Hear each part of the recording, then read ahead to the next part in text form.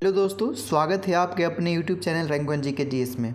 दोस्तों, हमने पिछले वीडियो में एसएससी सीएचएसएल 2024 के हिस्ट्री के जितने पार्ट थे वो समाप्त हो चुके थे। पिछली वीडियो में हमने ये चर्चा किए थे और आज से हम लोग राजनीतिक शास्त्र में अध्ययन करेंगे। राजनीतिक शास्त्र के अंदर जितने भी एमसीक्यू क्वेश्चन बनेंगे एसएससी सीएचएसएल के लिए उसका हम लोग अध्ययन करेंगे।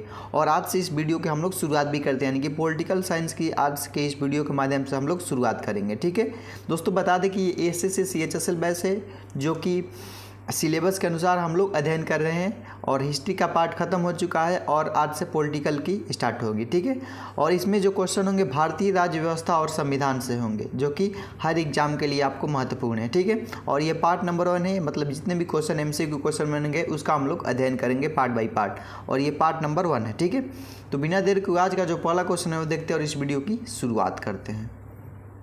आज का जो पहला क्वेश्चन है, निम्नलिखित में से कौन भारतीय संविधान का प्रारूपण समिति का सदस्य नहीं है? तो इसका राइट आंसर होगा ऑप्शन नंबर सी, यानी कि राजेंद्र प्रसाद जो है प्रारूपण समिति के भारतीय संविधान के वो सदस्य नहीं थे। ठीक है, सी इसका राइट आंसर होगा। दूसरा क्वेश्चन आज का, संवैधानिक राजतंत्र का अर्थ है, मतलब क्या अर्थ है उसका?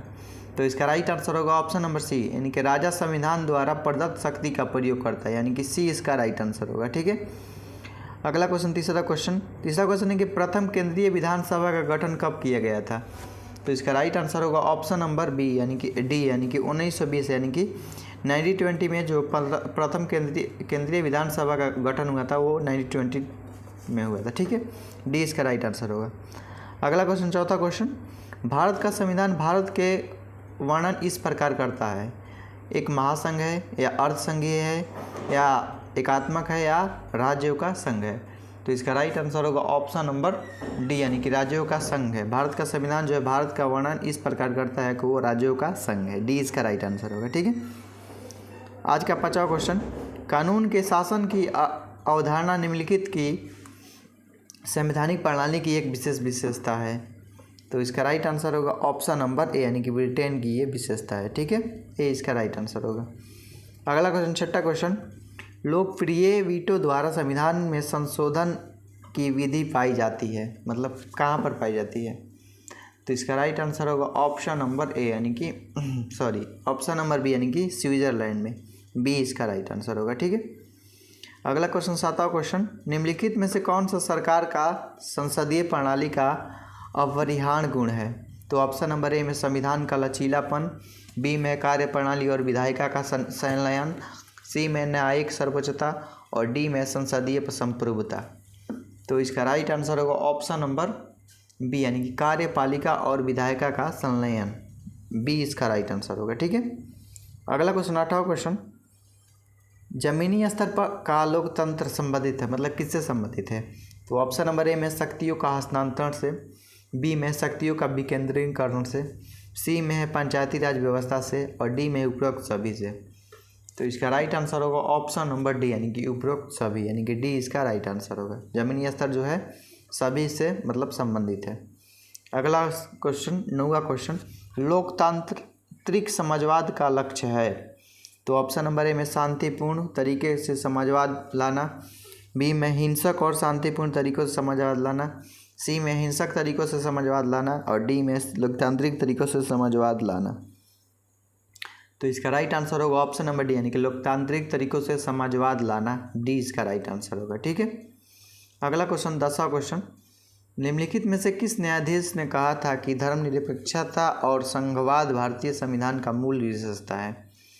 तो इसका राइट आंसर होगा ऑप्शन नंबर बी, यानी कि SR बमोई मामला, यानी कि बी इसका राइट आंसर होगा। ठीक है, अगला क्वेश्चन 11वां क्वेश्चन, सार्वभौमिक वयस्क मताधिकार दर्शाता है भारत एक ऐसा देश है जो धर्मनिरपेक्ष है, यानी कि लोकतांत्रिक है, यानी कि सी इसका राइट आंसर होगा। ठीक है, अगला क्वेश्चन 12वां क्वेश्चन, भारत का संविधान लागू हुआ था, मतलब कब हुआ था? तो इसका राइट आंसर होगा ऑप्शन नंबर सी, यानी कि 1950 ईस्वी में। ठीक है, अगला क्वेश्चन 12वां क्वेश्चन, भारत सरकार अधिनियम 1935 किस पर आधारित था? तो इसका राइट आंसर होगा ऑप्शन नंबर ए, यानी कि साइमन कमीशन पर। ठीक है, ए इसका राइट आंसर होगा। अगला क्वेश्चन 14वां क्वेश्चन, भारत सरकार अधिनियम 1935 को बंधन का नया चार्टर किसने बताया? तो इसका राइट आंसर होगा ऑप्शन नंबर सी यानी कि पंडित जवाहरलाल नेहरू, जो कि भारत के प्रथम प्रधानमंत्री हैं। ठीक है, अगला क्वेश्चन 15वां क्वेश्चन, भारतीय संविधान का संरक्षण कौन है? तो इसका राइट आंसर होगा ऑप्शन नंबर बी यानी कि भारत के मुख्य न्यायाधीश, बी इसका राइट आंसर होगा। अगला क्वेश्चन 16वां क्वेश्चन, निम्नलिखित में से कौन सा राज्य एक आवश्यक तत्व है? तो इसका राइट आंसर होगा ऑप्शन नंबर डी यानी कि संप्रभुता, सरकार और क्षेत्र, यानी कि इनमें से सभी, डी इसका राइट आंसर होगा। अगला क्वेश्चन 17वां क्वेश्चन, लोकतंत्र में सबसे महत्वपूर्ण व्यवस्था कौन सी है? तो ऑप्शन नंबर ए में सामाजिक, बी में राजनीतिक, सी में आर्थिक और डी में सरकारी। तो इसका राइट आंसर होगा ऑप्शन नंबर बी यानी कि राजनीतिक जो है महत्वपूर्ण सब व्यवस्था है लोकतंत्र की। ठीक है, बी इसका राइट आंसर होगा। अगला क्वेश्चन 18वां क्वेश्चन, भारतीय संविधान के आदर्श हमें संविधान से कहाँ मिलते हैं? तो इसका राइट आंसर होगा ऑप्शन नंबर ए यानी कि प्रस्तावना से। ठीक है, अगला क्वेश्चन देखते हैं 19वां क्वेश्चन, भारतीय संविधान के अनुच्छेद 14 के प्रयुक्त कानून के समक्ष समानता व्यवस्था उधार लिया गया, मतलब किससे लिया गया?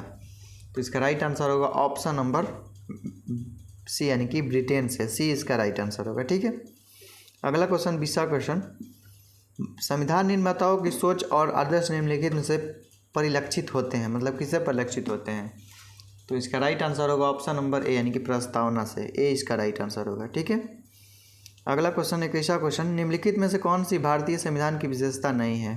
तो इसका राइट आंसर होगा ऑप्शन नंबर सी यानी कि सरकार का राष्ट्रपति स्वरूप, सी इसका राइट आंसर होगा।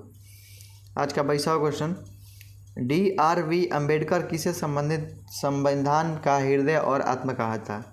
तो इसका राइट आंसर होगा ऑप्शन नंबर सी यानी कि संवैधानिक उपचार का अधिकार को हम वो अम्बेडकर जी हृदय का आत्मा किए थे, यानी कि सी इसका राइट आंसर होगा। अगला क्वेश्चन 23वां क्वेश्चन, भारत का एकल नागरिकता का अवधारणा को अपनाया गया, मतलब कब अपनाया, किसने अपनाया गया? तो इसका राइट आंसर होगा ऑप्शन नंबर यानी कि इंग्लैंड ने अपनाया था, ए इसका राइट आंसर होगा। अगला क्वेश्चन 24वां क्वेश्चन, भारत के राष्ट्रपति का महाभियोग की विधि अपनाई जाती है, तो मतलब इसका राइट आंसर होगा ऑप्शन नंबर ए यानी कि यूएस की जो है वो अपनाई जाती है महाभियोग की विधि। ठीक है, अगला क्वेश्चन 25वां क्वेश्चन, बृहद भारत शब्द का अर्थ है, तो इसका राइट आंसर होगा ऑप्शन नंबर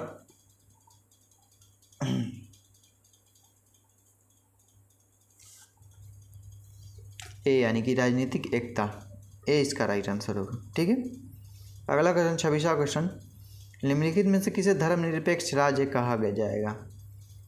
तो ऑप्शन नंबर में वह राज्य जो किसी धर्म को पालन करता है, बी में वह राज्य को धर्म को विरोधी है, सी में वह राज्य धर्मों के बीच भेदभाव नहीं करता है, और डी में वह राज्य सभी धर्मों को राज्य के धर्म के स्वरूप करता है। तो इसका राइट आंसर होगा ऑप्शन नंबर सी यानी कि वह राज्य जो धर्मों के बीच भेदभाव नहीं करता है, सी इसका राइट आंसर होगा। 27वां क्वेश्चन आज का, मतलब शुरुआत में कितने मौलिक अधिकार प्रदान किए गए थे? तो इसका राइट आंसर होगा ऑप्शन नंबर बी यानी कि 7 जो है मौलिक अधिकार प्राप्त हुए थे शुरुआत में, बी इसका राइट आंसर होगा। 28वां क्वेश्चन, निम्नलिखित में से किस प्रकार के समानता के उदार राष्ट्रपति के अनुकूल नहीं है? तो इसका राइट आंसर होगा ऑप्शन नंबर डी यानी कि आर्थिक समानता, डी इसका राइट आंसर होगा। ठीक है, आज का 29वां क्वेश्चन, राजनीतिक स्वतंत्रता का तात्पर्य है, मतलब क्या है?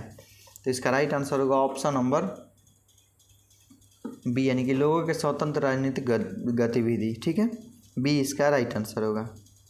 ठीक है दोस्तों, तो यही था 29 महत्वपूर्ण क्वेश्चन जो कि भारतीय राज्य व्यवस्था और संविधान से था। ठीक है, अगले वीडियो में हम इसके मतलब दूसरे पार्ट का अध्ययन करेंगे, मतलब दूसरे पार्ट का मतलब देखेंगे क्वेश्चन इसमें। ठीक है, यदि वीडियो पसंद आया तो लाइक, सब्सक्राइब और कमेंट जरूर कीजिएगा। और बता दें दोस्तों, ये सभी एग्जाम के लिए बहुत ही महत्वपूर्ण है। पॉलिटिकल साइंस से क्वेश्चन पूछे ही जाते हैं हर एग्जाम के लिए, जीके जीएस के श्रेणी में।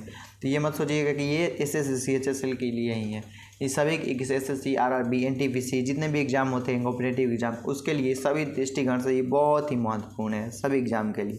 ठीक है, यदि पसंद आया हो तो लाइक, सब्सक्राइब और कमेंट जरूर कीजिएगा। मिलते हैं नए वीडियो में नए टॉपिक के साथ। अभी के लिए bye, take care, love you.